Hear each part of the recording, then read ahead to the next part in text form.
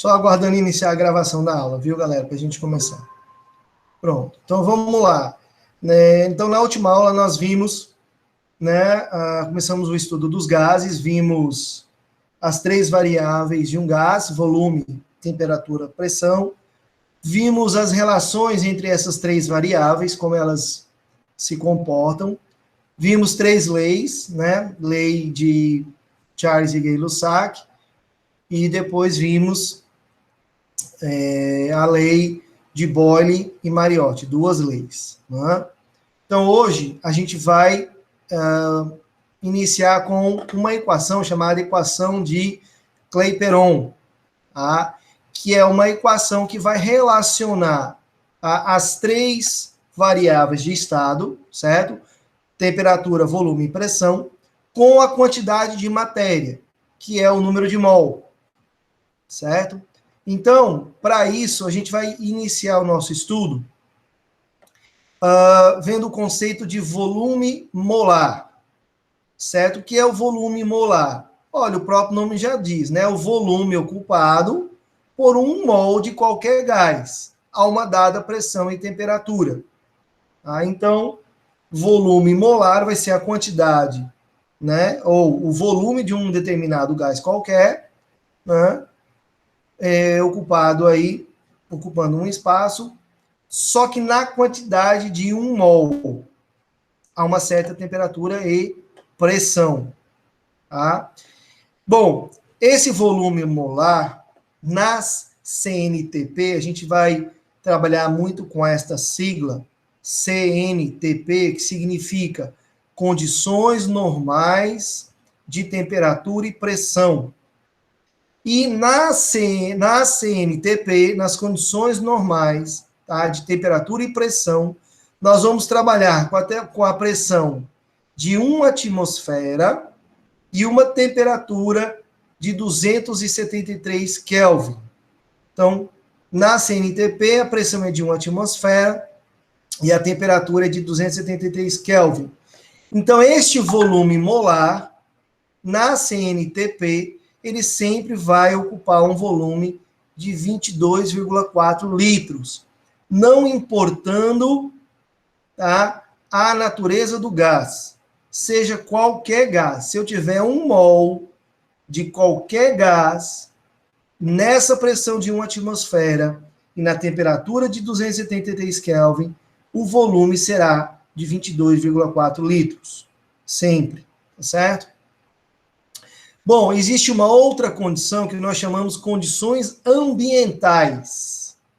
Então, já nas condições ambientais, tá, que nós temos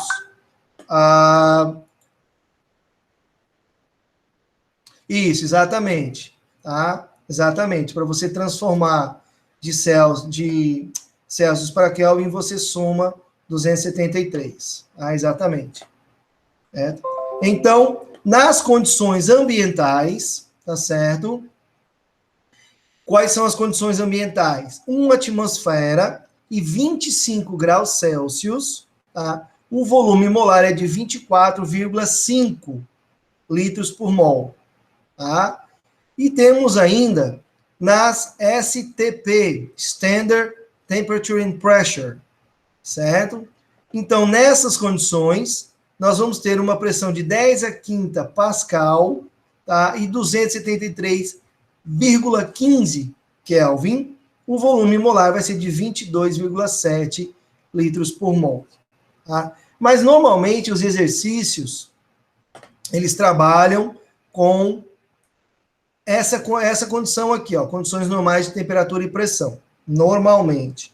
Sempre que o exercício estiver falando de gás, ele vai mencionar quais são as condições, se é CNTP, se é ambiental ou se é o Standard Temperature and Pressure, beleza? Então, o exercício sempre vai mencionar, tá? Bom, e aí nós vamos para a equação de Clapeyron, tá? O que é a equação de Clapeyron? Então, o físico francês, Benoît Paul Émile Clapeyron, ele estabeleceu uma equação relacionando a quantidade de matéria que é o N, que é o número de mol, com aquelas 3 variáveis de estado, volume, temperatura e pressão. Então, dessa forma, ele chegou a essa relação aqui, ó. Pressão vezes o volume vai ser igual N, que é o número de mols, vezes R vezes T. Tá? Ou podemos escrever essa equação da seguinte forma. Pressão vezes o volume vai ser igual. O que é o N, que é o nosso número de mol? É a massa sobre a massa molar. Tá? Então, eu posso substituir o N por massa sobre massa molar, vezes R, vezes T. Agora, aqui, vamos ver o que é cada um. Tá? Então, nós vamos ter P sendo a pressão, tá? Essa pressão pode ser dada em atmosfera, em milímetros de mercúrio ou em quilopascal. O volume, sempre que a gente trabalhar com essa equação de Clapeyron, volume tem que ser trabalhado em litros, tá? O N, que é a quantidade de matéria, sempre vai ser trabalhada em mol, que é o número de mols. A massa, sempre em gramas.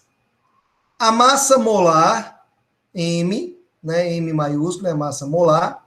Esse R é uma constante, que nós chamamos de constante geral dos gases.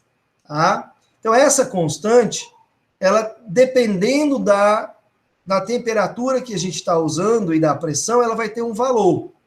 Então, se nós estivermos usando a pressão em atmosfera, certo? Ela vai valer 0,082. Se nós usarmos, né, a pressão em milímetros de mercúrio, tá, esse R vai ser igual a 62,3. E se nós usarmos em quilopascal, né, a pressão em quilopascal, ela vai ser igual a 8,31. Não precisa memorizar esse R, porque normalmente é fornecido no exercício. Tá? E lembrando aqui que T é a temperatura, tá? Só que essa temperatura, galera, ela é sempre trabalhada em Kelvin. Tá? Então, lembrando, sempre que a gente for trabalhar com gases, a nossa escala de temperatura sempre vai ser Kelvin. Beleza? Alguma pergunta sobre a equação de Clapeyron, galera? Alguma dúvida? Professor, esse MMHG seria qual elemento, o senhor disse? Isso aí é milímetros de mercúrio, tá? Que é uma outra unidade de pressão. A MM é milímetros e Hg é o símbolo do mercúrio. Tá? Milímetros de mercúrio. Diga. Só isso mesmo.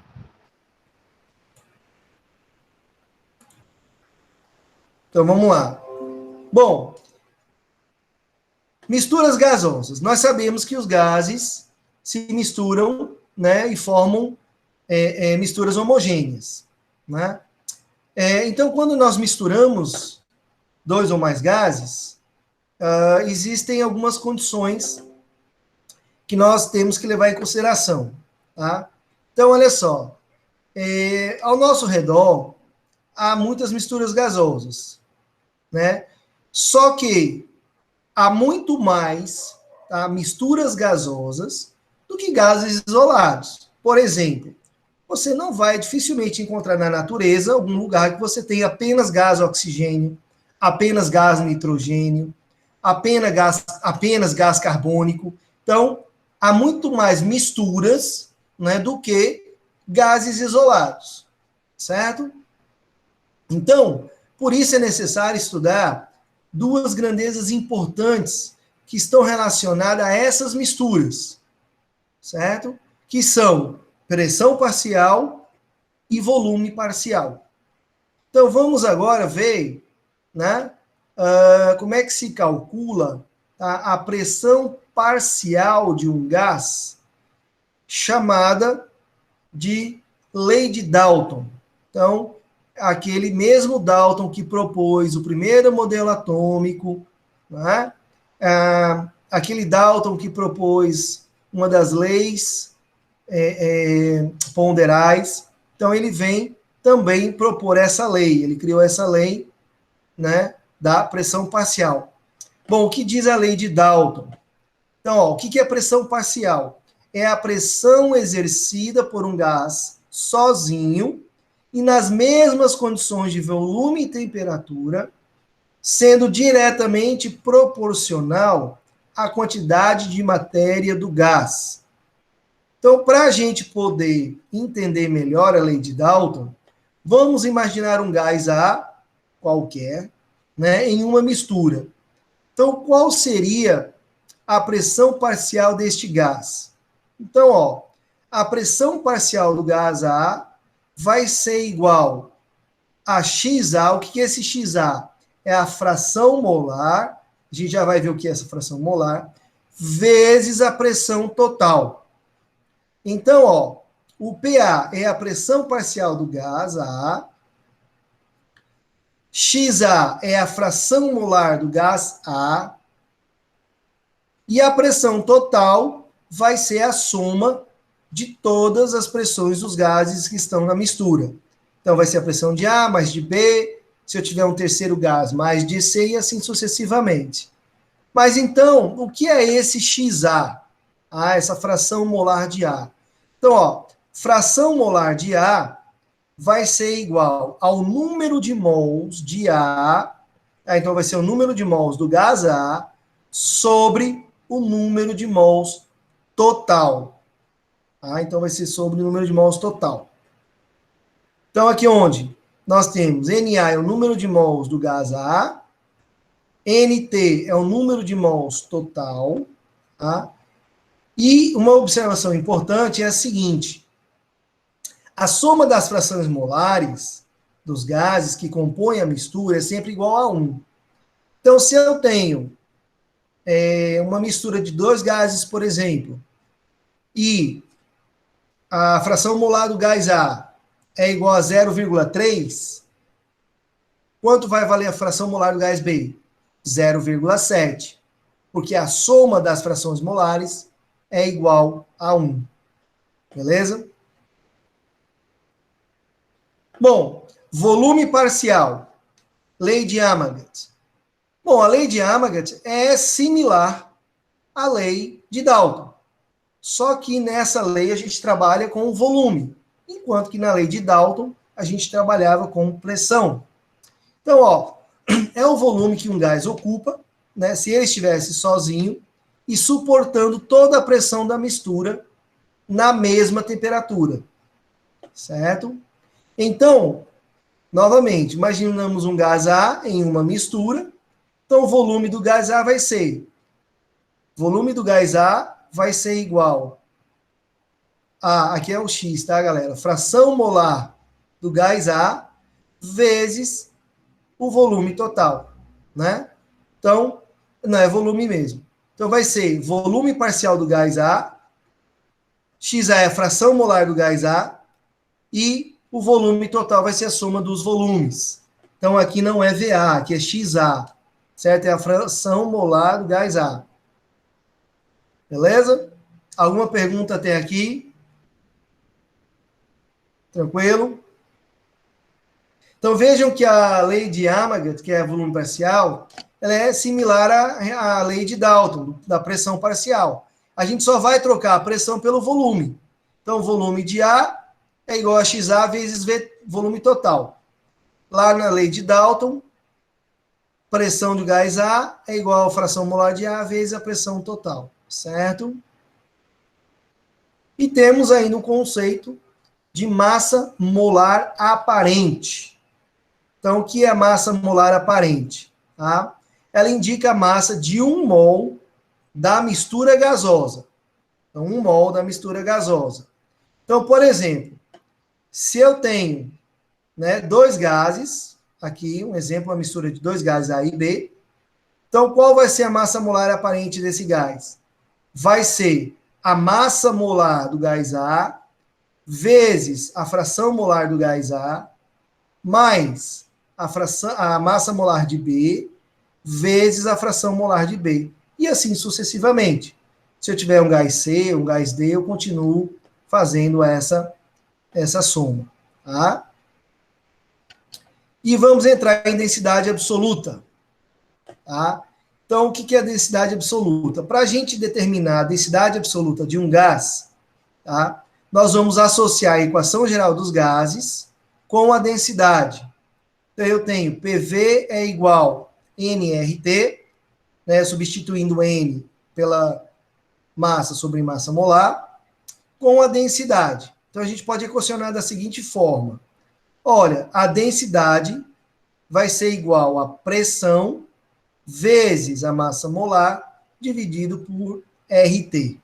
Tá? Isso é uma passagem matemática, tem no livro de vocês.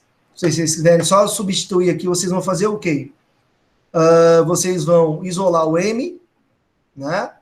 Então, o V vem para cá, fica massa igual a densidade vezes volume. Né? E você substitui lá. Aí você vai achar essa relação, certo? Bom, essa parte teórica, né, nós já